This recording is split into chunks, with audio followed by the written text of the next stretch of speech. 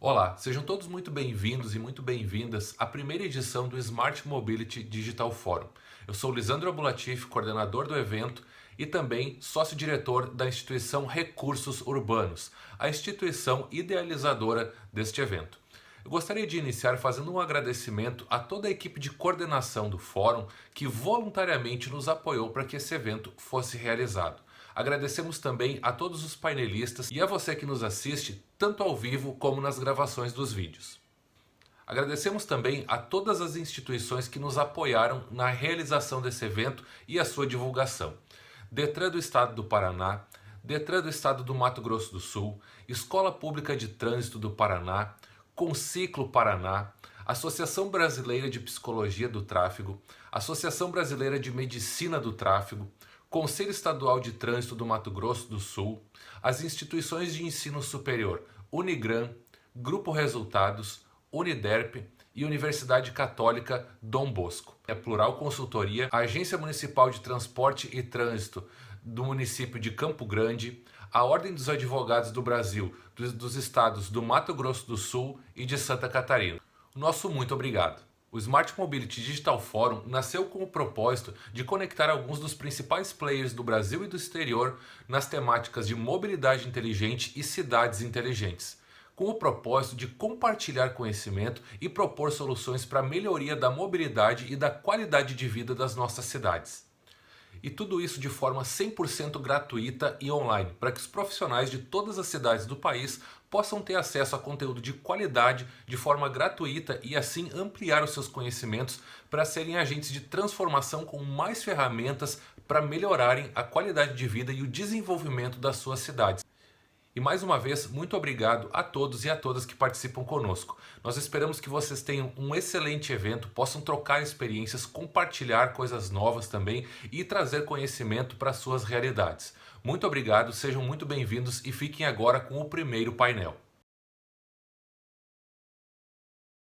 Nós iniciamos agora o painel 1, que trata de mobilidade inteligente para o desenvolvimento urbano sustentável. Estão conosco como painelistas Matheus Ortega, do C40 Cidades, e Sérgio Aveleda, da WRI.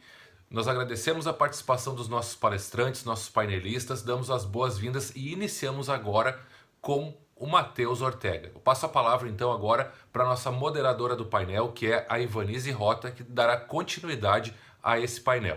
O Matheus, que é graduado em Relações Internacionais pela Pontífice Universidade Católica de São Paulo e mestre em Desenvolvimento Internacional e Emergências Humanitárias, atuou em instituições como Consulado na Suíça, no Brasil, Christian Aid, Câmara Americana de Comércio, Governo da Inglaterra e atualmente é consultor da C40 Cidades para a cidade de Salvador, Bahia.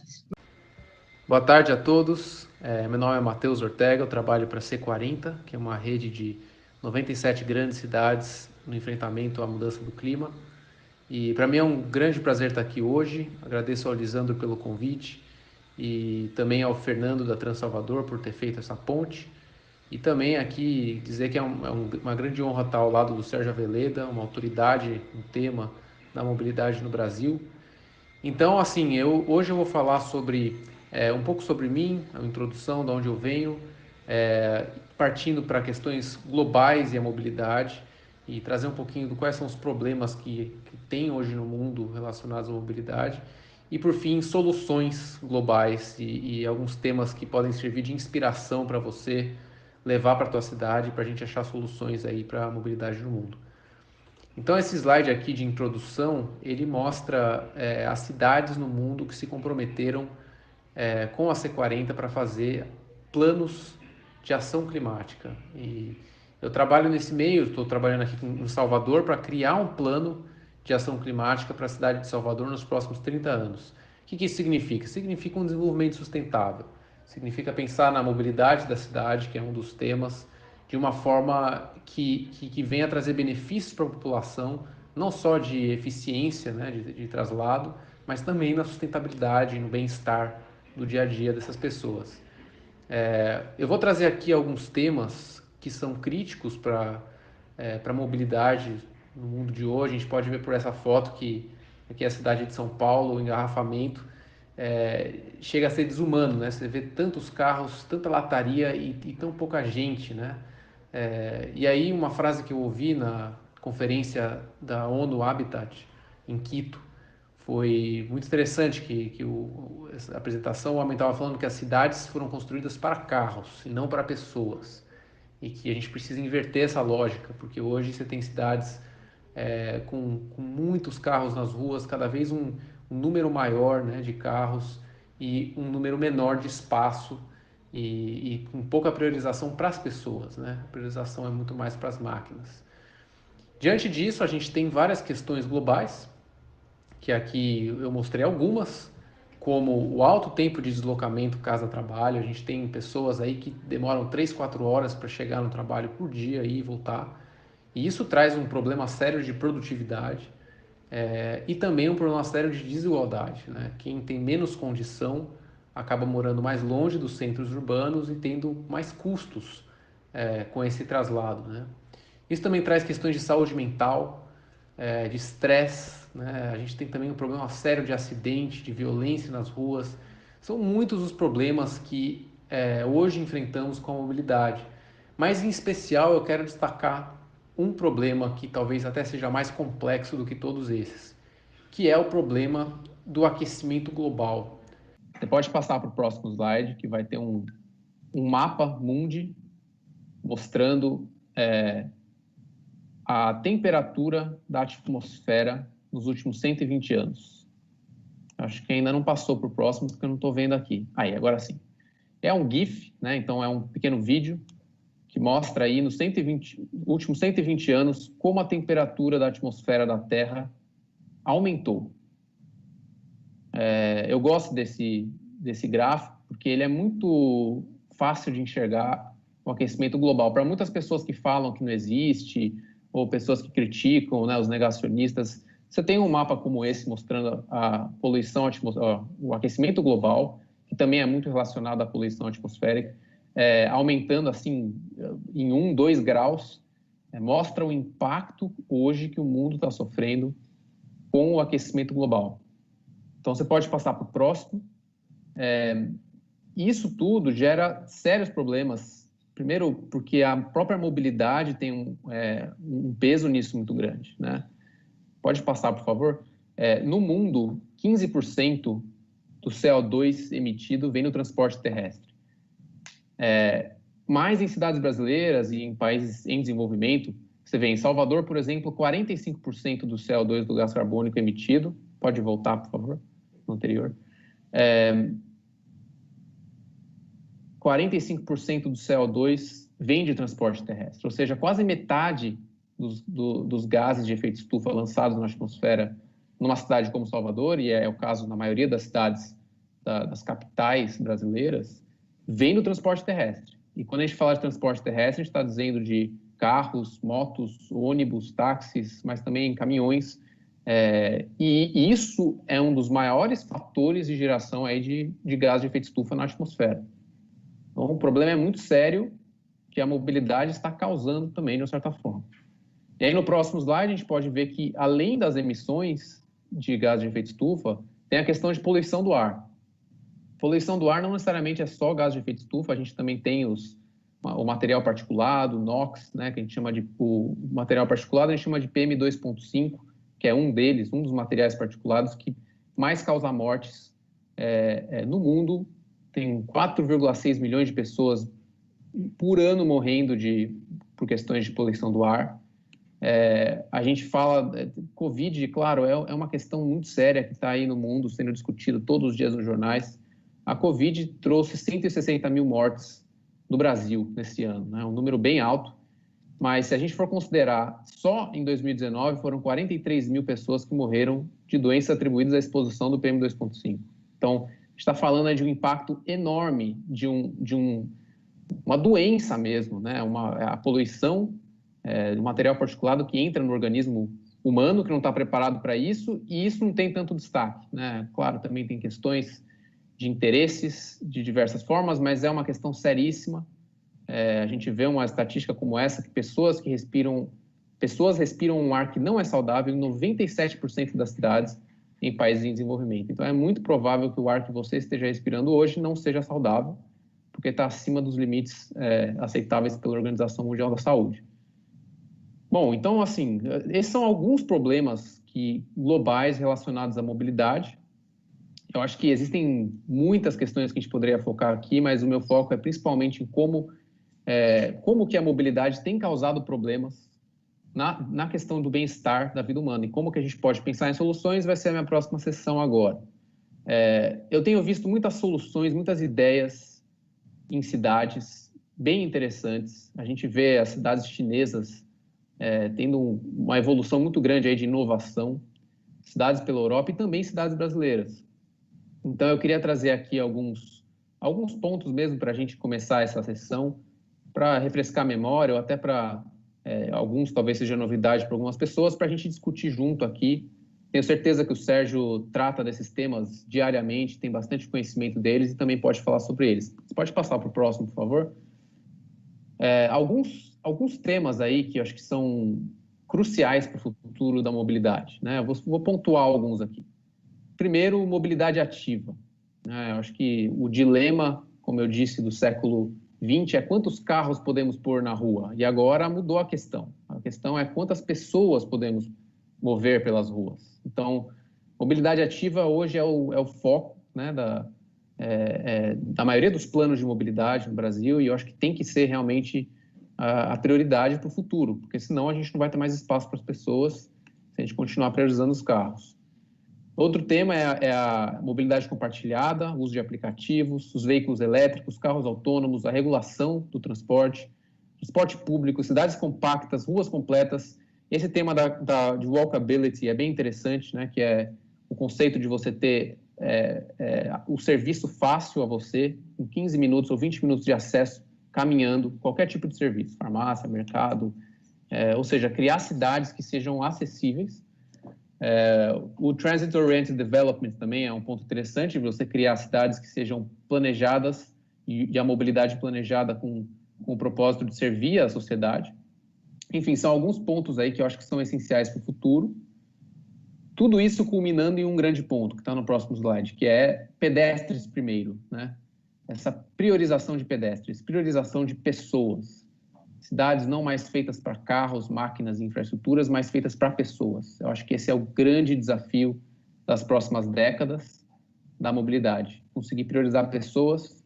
Eu aqui em Salvador, eu sou um usuário de bicicleta.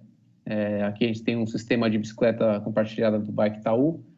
E é muito positivo, porque agora não estou usando mais, estou trabalhando de casa, mas eu tenho visto essa expansão exponencial de bicicletas de mobilidade ativa, que favorece muito a questão de saúde e também a mobilidade ativa nas cidades. A gente tem outros conceitos, pode passar aí para o próximo, eu já pulei um, vou pular outro agora.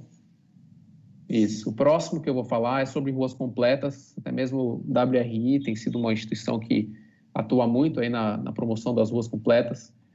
Eu tive a oportunidade de fazer um curso em Oxford sobre o futuro das cidades, e eu estudei um pouco sobre as ruas completas,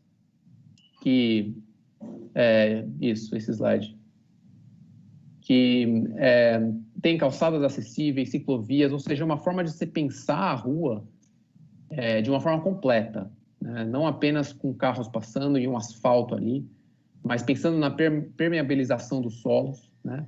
Se você tem inundações hoje, você pode diminuir as inundações plantando árvores, por exemplo, em volta das ruas, criando espaços verdes para a sociedade, enfim, ter um acesso aí na rua de comunicação, ampliar as ciclovias, ampliar as calçadas. Enfim, é um conceito, né, que é bem parecido tem outros nomes, mas que é bem interessante para resolver essa questão, tanto da sustentabilidade, quanto também da mobilidade ativa nas cidades. A gente vê um outro exemplo próximo, por favor, que é das bicicletas compartilhadas, como eu falei. Eu acho muito interessante que tem sido um crescimento muito grande nos últimos anos e é uma solução, só que também tem muitos desafios, né? Lá em São Paulo, eu usava a Yellow, né, que é a bicicleta que você pode deixar em qualquer lugar, dentro de um espaço, você não precisa devolver a bicicleta em um lugar específico.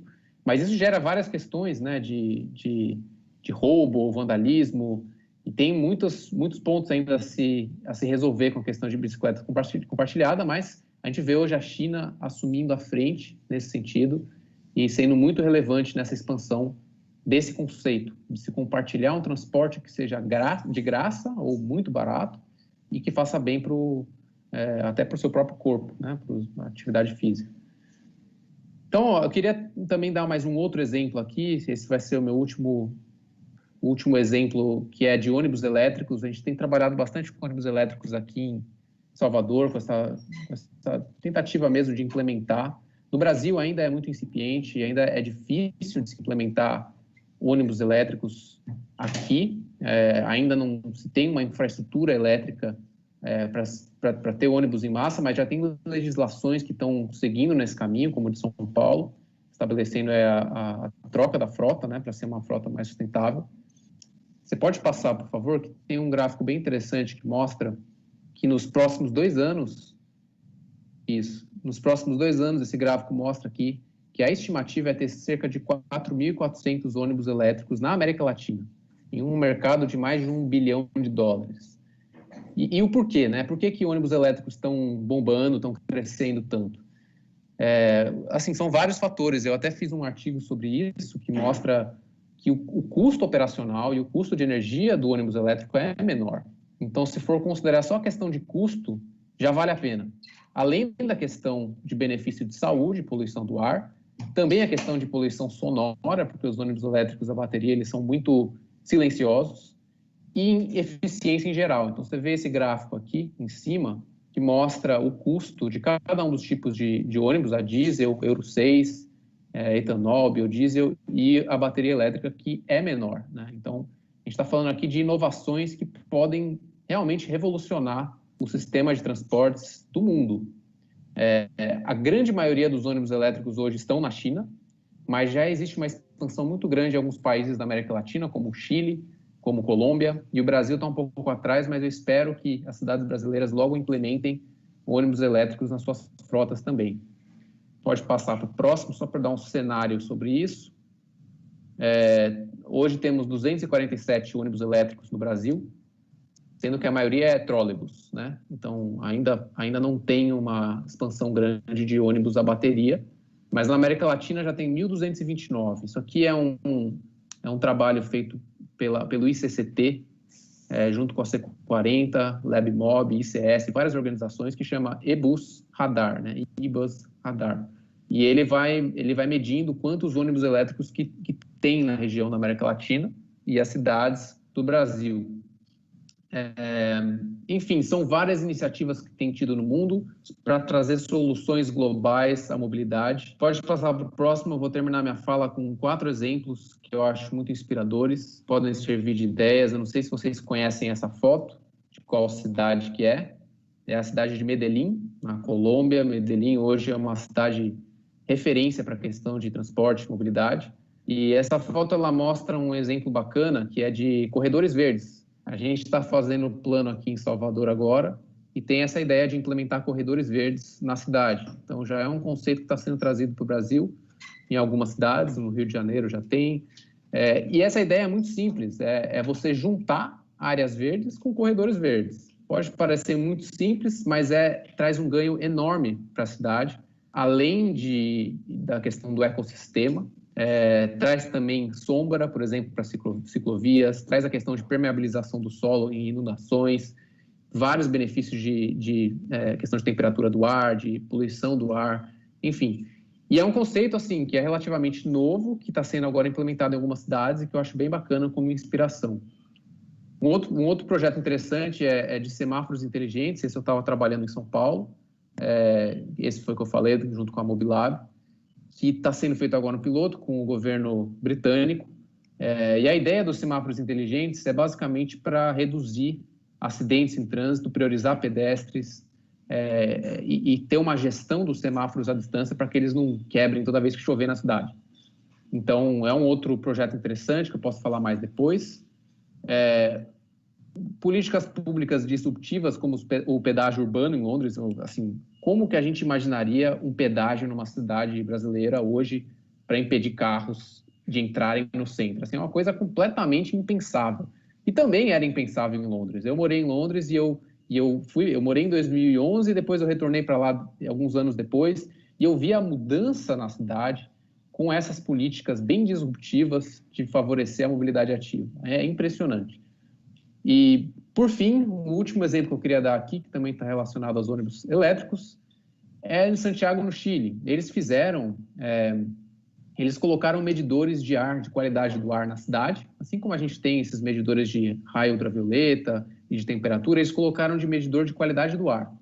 E aí lá eles colocaram se estava alto ou muito alto, ou médio, enfim, de acordo com a recomendação da OMS.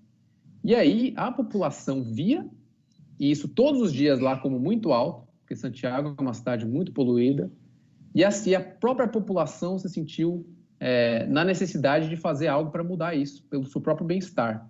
Então surgiu todo um movimento na cidade que culminou aí em decretos e leis, e um deles foi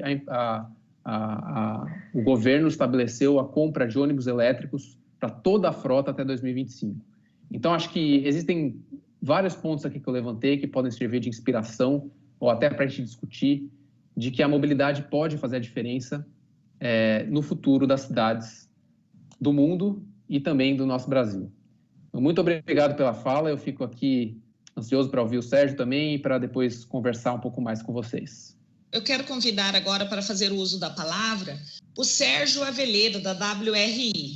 Sérgio é diretor de mobilidade urbana, Centro WRI, ROS, Center para Cidades Sustentáveis. Antes de ingressar no WRI, ele foi secretário de Mobilidade e Transporte em São Paulo. Liderou a implementação na cidade dos programas Visão Zero para reduzir as fatalidades no trânsito. Foi também responsável pela regulamentação de táxis e aplicativos móveis de transporte, bem como pela gestão do sistema de transporte de carga. Atuou ainda como presidente da Companhia Metropolitana de São Paulo e também presidente da CPTM São Paulo. Sérgio é advogado com MBA pelo INSPER de São Paulo. Bem-vindo, Sérgio, obrigada, e a palavra é sua. Muito obrigado, Ivanise, obrigado, Lisandro. Matheus, um prazer compartilhar a oportunidade dessa conversa com você, com o C40, organização parceira da WRI na execução de diversos projetos ao redor do mundo, especialmente aqui na América Latina. Eu não sei se vocês podem ver a minha tela. Pergunto se a minha tela está visível ou não. Ok. Os slides estão em inglês, não se preocupem tanto com o texto, mais para usar algumas ilustrações aqui para ilustrar a minha fala. O tema que me foi dado discorrer hoje é a questão das cidades inteligentes, das smart cities, e dos serviços de mobilidade, e como essas duas coisas podem ajudar o desenvolvimento urbano das cidades. Quando a gente está falando de nova mobilidade, aparece um monte de novas soluções que são coincidentes em determinados pontos, mas são muito diferentes. Nós temos compartilhamento de automóvel, nós temos compartilhamento de bicicleta, nós temos serviço de transporte por aplicativo, serviço de táxi por aplicativo, em algumas cidades até serviços de ônibus por aplicativo. O que é que essa chamada nova mobilidade tem em comum? Na verdade, são serviços baseados em tecnologia e plataformas que oferecem a possibilidade de você se mover na cidade de um jeito diferente, mas todos eles são baseados em informações geradas pelos usuários ou pelos provedores de serviços e uma conexão utilizando plataforma de dados e normalmente usando smartphones, aparelhos muito portáteis que você pode levar com você e que facilitam muito a sua vida. A gente tem observado, a gente costuma pensar quando fala em nova mobilidade, normalmente no serviço de transporte por aplicativo, cujo líder de mercado é o Uber, não é? Mas a gente vê muito mais coisas aparecendo para além do serviço de transporte por aplicativo. Por exemplo, utilização de dados para empoderar o usuário na tomada de decisão. A Prefeitura de São Paulo aqui, por exemplo, há alguns anos abriu os dados dos GPS dos ônibus numa plataforma absolutamente aberta e qualquer empresa privada ou qualquer cidadão pode acessar esses dados e transformá-los, por exemplo, em aplicativos que te informam onde está o ônibus, que horas o ônibus vai passar, e alguns aplicativos, até com mais sucesso, integram o serviço de ônibus com outros serviços de mobilidade. Nós estamos vendo, por exemplo, produtos inovadores como bicicletas elétricas, a gente está vendo a melhoria da experiência nas viagens no transporte público, tudo isso baseado em plataforma, então isso vai muito mais além do serviço de transporte de passageiros. Eu gosto desse slide porque ele mostra o quanto esse mundo da nova mobilidade pode ser inovador, disruptivo, mas como pode ser também frágil, né? Você pega, por exemplo, os scooters, que cresceram barbaramente no primeiro ano, essa informação é de 2018, e hoje a gente observa uma diminuição muito significativa do uso dos patinetes para o transporte e para a mobilidade. Em compensação, as bicicletas compartilhadas continuam crescendo, o serviço de transporte por aplicativo continua crescendo, e um serviço que tem aqui no Brasil, mas ele é muito forte na Europa e nos Estados Unidos, que é o carro compartilhado. Você tem um aplicativo e você pode abrir um carro na rua, ao invés de ter o carro, você usa o carro que está acessível para você. Mas a gente tem que observar se esses serviços permanecem ao longo do tempo ou se eles surgem e desaparecem, ou pelo menos surgem e depois diminuem muito, como foi o caso dos patinetes. Já no mundo em desenvolvimento, esse é um mapa da cidade de Nairobi, onde a gente tem uma presença muito forte do transporte informal.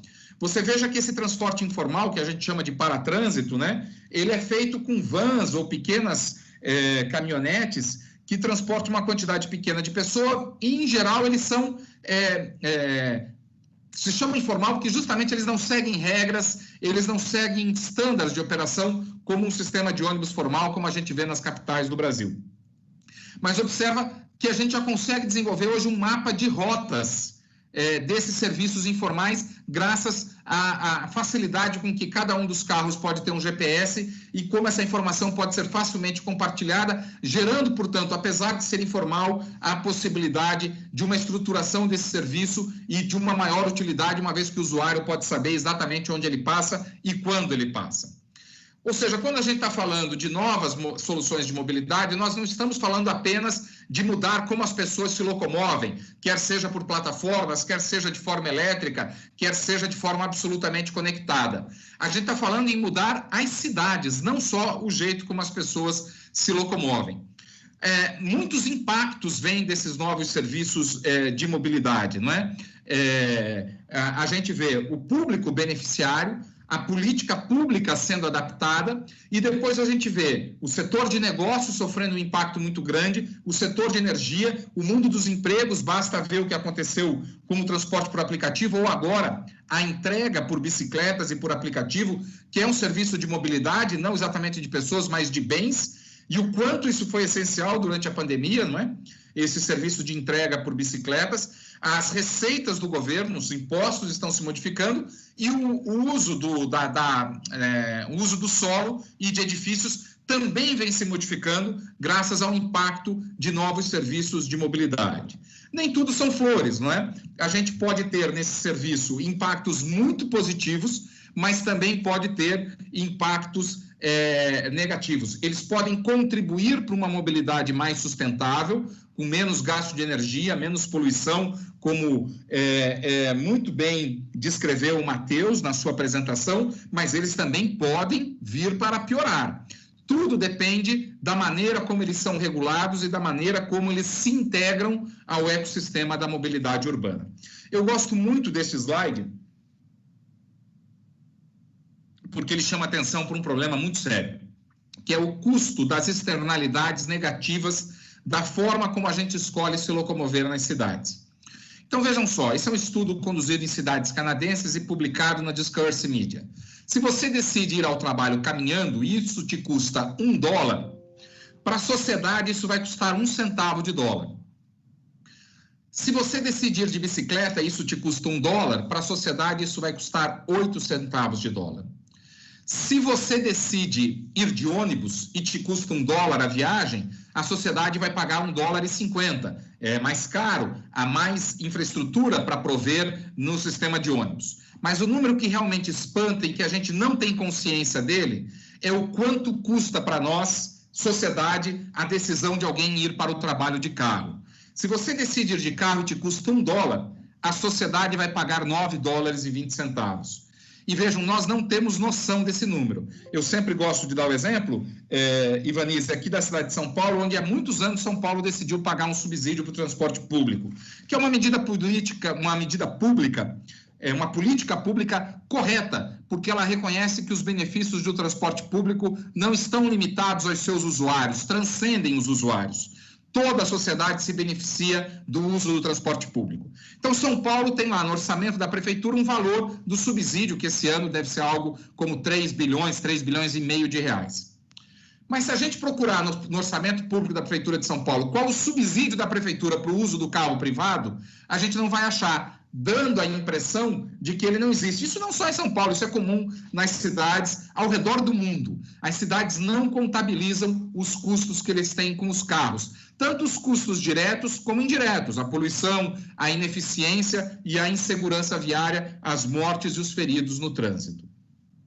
E aqui, um número que também impressiona, que é o estoque mundial de carros. Nós aqui, se olharmos em 2020, nós estamos aí com um pouco menos de 1,5 bilhão de carros. Se nada fizermos, e as cidades, como bem mencionou o Matheus, já estão congestionadas e poluídas, se nada fizermos, nós corremos o risco de ultrapassarmos 2050 a marca, em 2045 nós já ultrapassarmos a marca de 3 bilhões de carros ao redor do mundo. Imaginem o que será do planeta se dobrarmos o número de carros a serem utilizados, e nós sabemos que a maioria deles estão nas cidades. É fácil olhar para uma rua aqui em São Paulo e concluir que não há lugar, fisicamente falando, para todos esses automóveis, e, portanto, algo precisa ser feito para romper esse ciclo. A nova mobilidade tem, de fato, impactado as cidades, não é? De maneira diferente. Em algumas cidades, ela tem contribuído para aumentar o trânsito. Tem outras, ela tem contribuído para diminuir o trânsito, em algumas ela tem contribuído para aumentar a propriedade privada de carros e outra diminuído. O que nós precisamos fazer é uma regulação que direcione esses novos serviços inteligentes para uma mobilidade sustentável. Então, por exemplo, uma possibilidade de mobilidade inteligente é o serviço de pagamento da tarifa integrado num aparelho celular. Você não precisar mais ter cartão ou carregar dinheiro. Você poder usar um único aplicativo no seu telefone de forma a poder pagar diferentes modos de viagem. Então, você acessa a bicicleta integrada com o mesmo meio de pagamento que você acessa o transporte público, o mesmo meio de pagamento que você usa para pagar o táxi, o mesmo meio de pagamento que você usa para o transporte por aplicativo. Isso incentiva a integração, as pessoas usarem o serviço de transporte, porque facilita a integração entre diferentes modos. Segunda possibilidade, você ter ônibus por demanda, não em linhas estruturadas, em linhas fortes, mas, por exemplo, de novo exemplo aqui da cidade de São Paulo, as linhas da madrugada, que é um serviço muito bom que a Prefeitura de São Paulo presta, mas que algumas linhas têm muito baixa demanda. A gente poderia pensar em oferecer, por exemplo, para o usuário um serviço em que ele chama por aplicativo uma van ou até mesmo um carro. Ao invés de ter um ônibus vazio circulando o tempo todo, esse serviço poderia ser por demanda, o usuário teria mais rapidez no seu atendimento e a prefeitura arcaria com custos menores e nós teríamos uma menor número de emissões, porque teriam menos ônibus circulando vazio. E uma possível outra aplicação é usar o serviço de transporte por aplicativo não para fazer a viagem completa, mas para se integrar ao transporte público. Então, ao invés de eu sair da minha casa e ir até o meu destino final usando o carro por aplicativo, eu integro isso com o transporte público, obtenho algum benefício de desconto e, com isso, eu aumento a demanda do transporte público, que é muito importante, porque é o meio mais saudável de transporte, mas possibilito a pessoa a fazer a primeira e última milha de uma maneira mais confortável e mais amigável.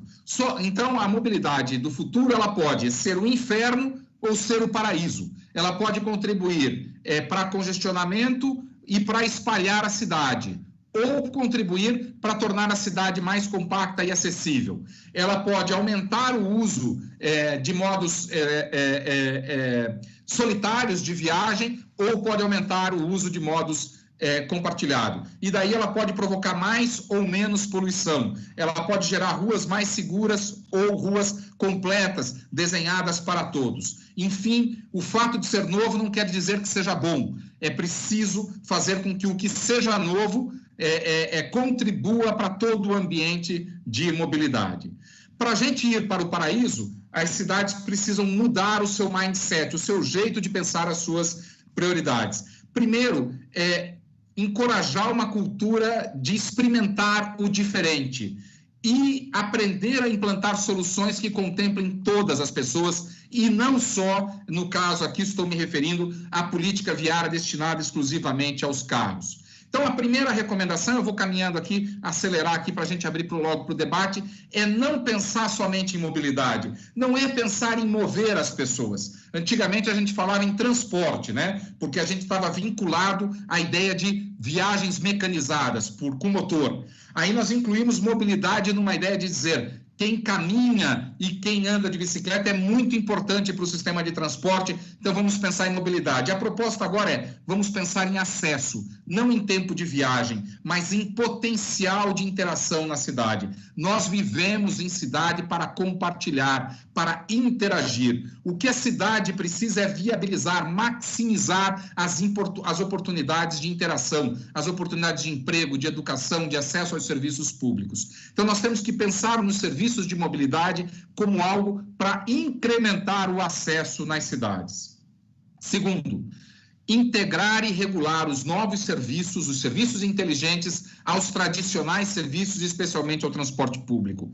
Se nós estabelecermos uma competição da nova mobilidade contra o transporte público, nós vamos ter um problema sério, porque não tem nova mobilidade capaz de mover a quantidade de pessoas que precisam vir, por exemplo, da Zona Leste de São Paulo para o centro todos os dias. Não tem Uber, não tem bicicleta, não tem patinete que seja capaz de mover. Só o transporte público, de metrô, trem e corredores de ônibus pode fazer isso. Mas se nós dilapidarmos passageiros desses serviços de transporte de massa para as novas soluções, nós vamos ter um problema de sustentabilidade financeira. Então, a regulação precisa vir para integrar as soluções inteligentes aos sistemas tradicionais de mobilidade.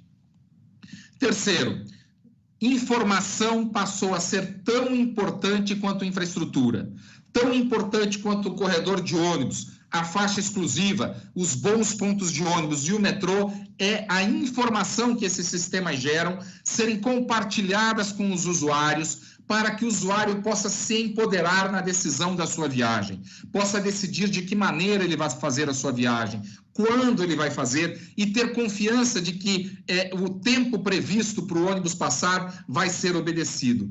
Hoje, compartilhar informação e gerenciar esta informação e entregar esta informação para que ela possa permitir ao usuário gerenciar a sua viagem é tão importante, tão decisiva quanto infraestrutura.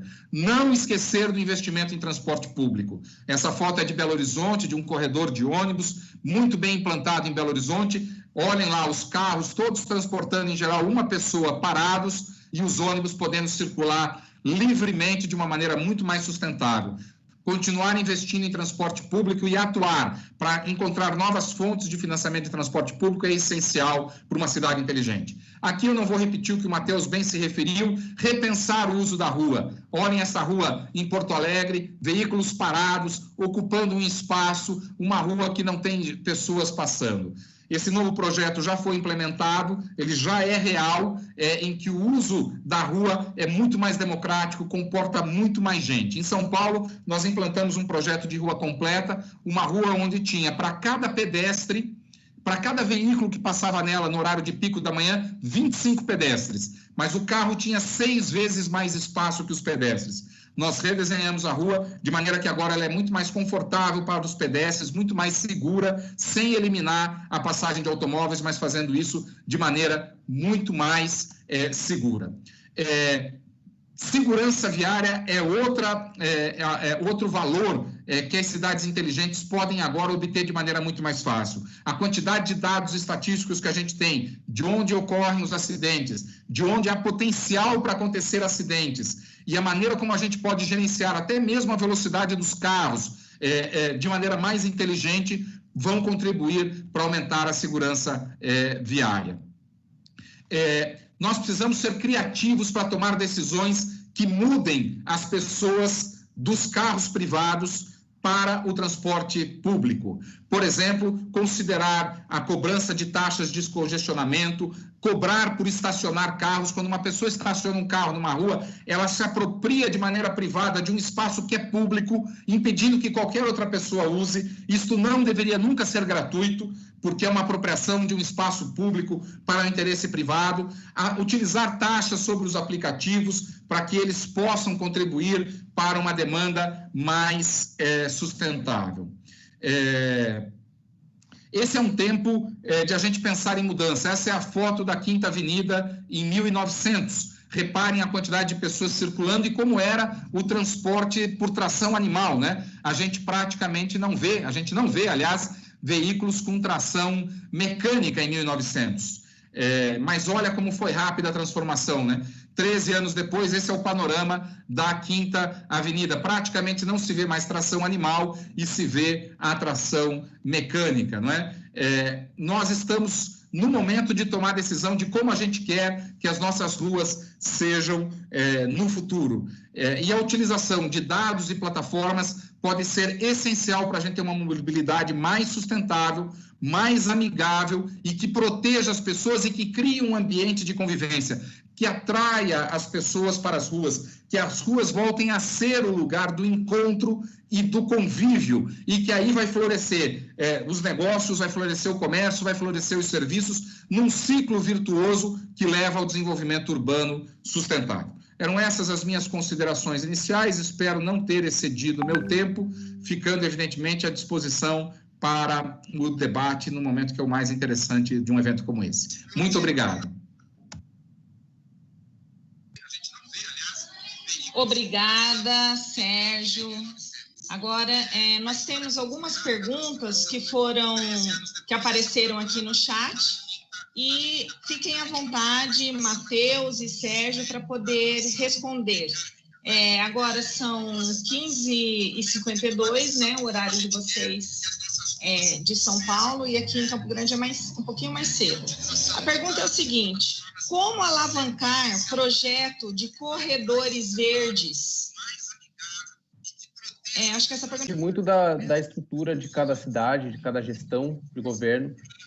Aqui em Salvador, por exemplo, esse trabalho tem sido feito em conjunto com a Secretaria de Sustentabilidade, e tem pessoas que são responsáveis por plantação de árvores, esse lado mais meio ambiente, né? E aí, esse tipo de departamento ou de secretaria precisa se juntar à Secretaria de Mobilidade ou aos órgãos responsáveis pelo trânsito para poder fazer um trabalho em conjunto.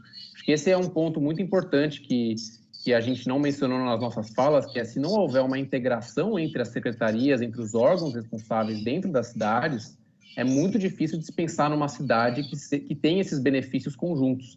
Então, eu acho que esse é um ponto essencial mesmo, é conseguir pensar fora da caixa e se relacionar e desenvolver trabalhos pensando no todo da cidade.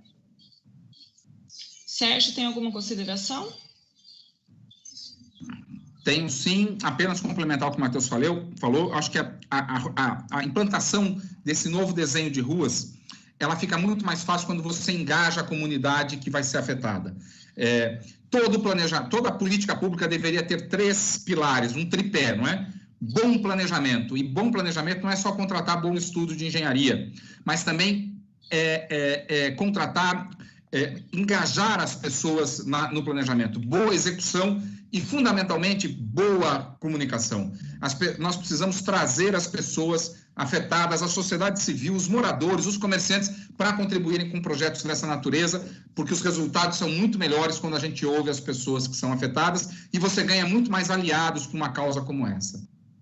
Sérgio, então eu já vou emendar com uma pergunta para você e para o Matheus. A sociedade, além do que vocês falaram da questão intersetorial, das ações intersetoriais, a sociedade ela deve ser parceira dos órgãos públicos também, tanto na questão de cobrança como de elogio. Então, às vezes, as pessoas, quando elas recebem o benefício, elas não elogiam em momento nenhum. Então, é cobrança em cima de cobrança e o poder público, às vezes, se sente desmotivado e não consegue saber aonde está acertando. Então, qual que é a importância dos ativistas, das pessoas parceiras que a gente convida para que eles possam apontar também o que está correto e também que compreenda que é difícil de desconstruir. Porque aqui alguém também coloca outra pergunta já dentro do contexto. No Brasil, nós sofremos porque nós temos o carro como forma de status. Então, andar de ônibus, andar de bicicleta, andar a pé, muitas vezes, a pessoa ela não é vista como uma pessoa bem-sucedida. O que vocês têm a considerar sobre isso?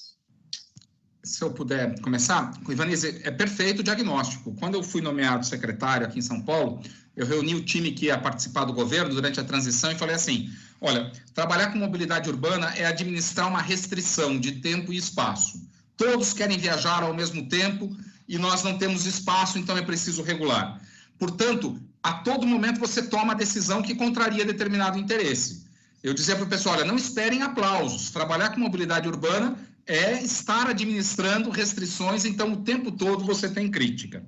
E eu acho que, de que maneira motivar o poder público a fazer as coisas de uma maneira correta? O ativismo é fundamental, as organizações ativistas contribuem muito para movimentar a agenda, engajar a sociedade civil em audiências públicas, reuniões de planejamento, usar ferramentas, às vezes um jogo de Lego pode desenhar um bairro, numa escola com os moradores à noite, melhor do que um arquiteto que vem lá de fora. Eu já vi isso acontecer de maneira muito correta. A Prefeitura de São Paulo agora, por exemplo, nos últimos 2 anos, concluiu o plano cicloviário com engajamento em todas as prefeituras regionais, com contribuições de várias pessoas. Então, é duro implantar o novo, porque as pessoas ficam com receio do que é o novo. É duro enfrentar o carro, porque os formadores de opinião não chegam nas rádios, nos jornais, no Ministério Público, de transporte público ou a pé ou de bicicleta. Os formadores de opinião se movem de carro.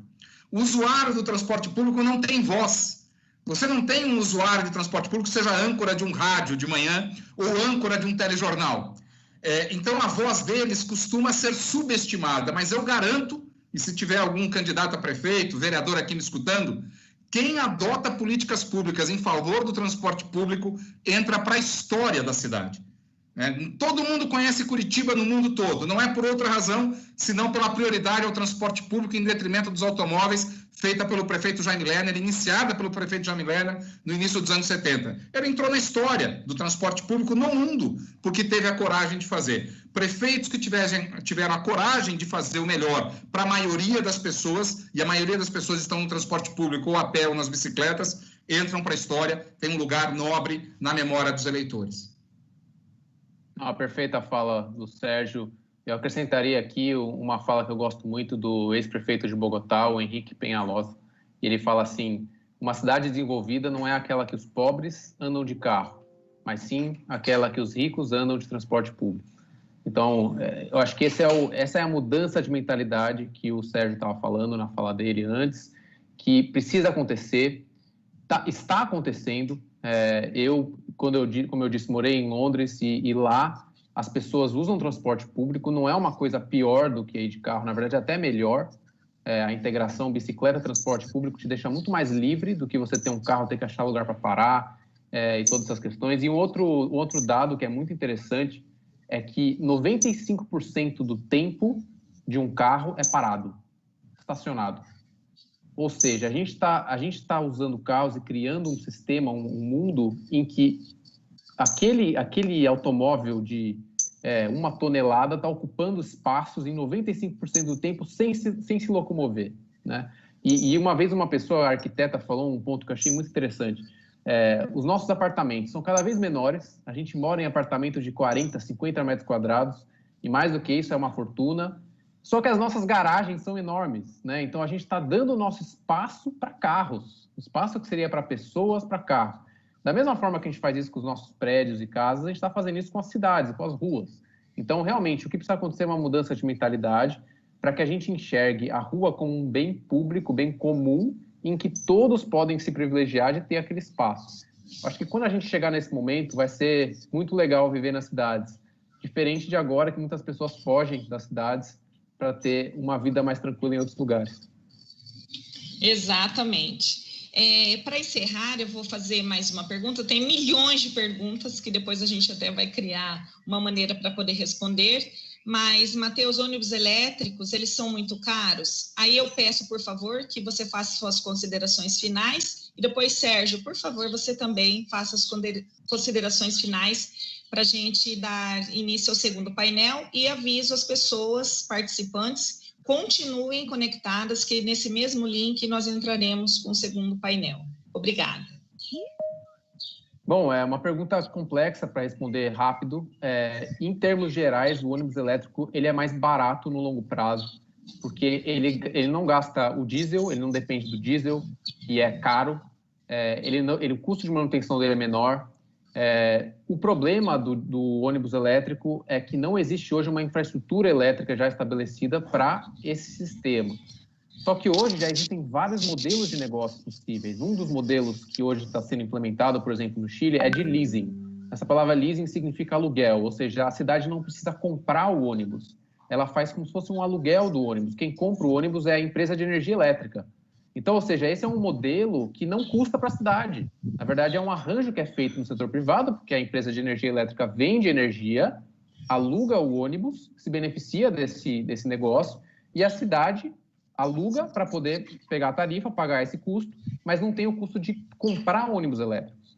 Então, eu acho que hoje existem modelos de negócios que não dá para falar aqui em 30 segundos, mas que podem resolver essa implementação de ônibus elétricos, que está sendo aplicado em países como no Chile, que eu falei, e que são soluções viáveis aí para os próximos anos aqui na realidade da América Latina.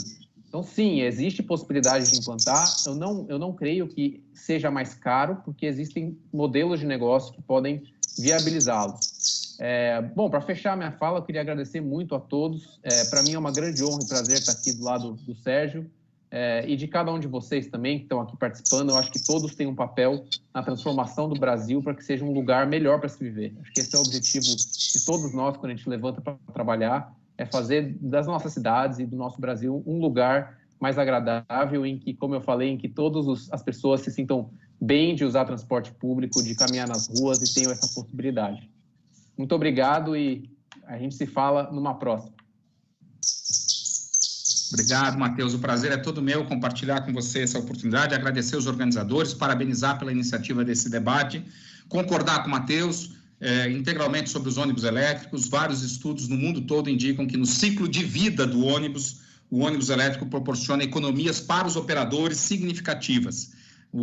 E as barreiras de entrada, que ele é mais caro para comprar, podem ser superadas com modelos de negócios, como ele mencionou, de Santiago do Chile, onde os ônibus podem ser comprados por um fundo ou por uma empresa de energia elétrica e serem alugados, e de maneira a viabilizar a aceleração dos ônibus elétricos, medida fundamental para a sustentabilidade do nosso transporte público e das nossas cidades. Dizer que a gente deve buscar, sim, cidades inteligentes que incluam a sociedade em suas políticas, que utilizem a tecnologia para promover a inclusão social, que aumente a resiliência, a capacidade das cidades resistir a situações adversas e que tornem as cidades mais sustentáveis. O planeta é urgente a decisão de vivermos num planeta mais sustentável, mas que não percamos nunca a função essencial das cidades, que é possibilitar a convivência. Uma cidade que se transforme muito inteligente, que as interações sejam por plataformas, pode ser muito inteligente e pouco cidade. Nós precisamos equilibrar e fazer com que as plataformas e a tecnologia funcionem para aumentar as interações, para aumentar as oportunidades e a inclusão social, e não para contribuir para a exclusão ou para o isolamento das pessoas. Muito obrigado e espero ter outra oportunidade para debater com vocês, e parabéns pela iniciativa. Obrigada, Sérgio. Obrigada, Matheus. Continuem ligados que a gente dará sequência ao segundo painel. Até mais. Obrigada.